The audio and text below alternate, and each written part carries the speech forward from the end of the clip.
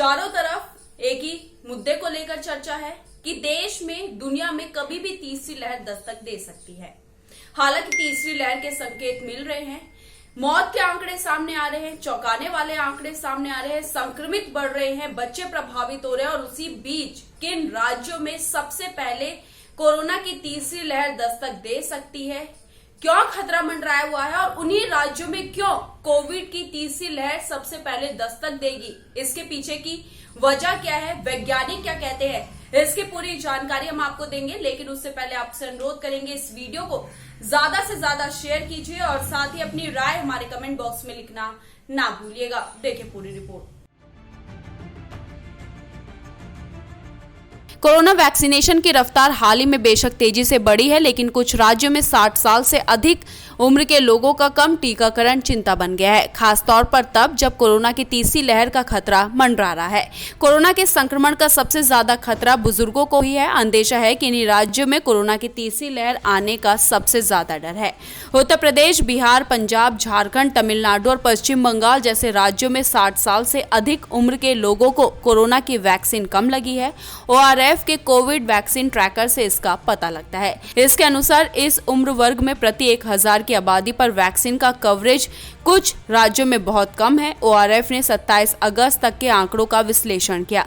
60 साल से ज्यादा उम्र के लोगों के वैक्सीनेशन का नेशनल एवरेज 947.13 है, यानी इस ब्रैकेट में 1000 में करीब 947 लोगों को टीका लगा है। हालांकि तमिलनाडु, यूपी और पश्चिम बंगाल में यही औसत 523.05 डोज, 651.12 डोज, 853.48 है।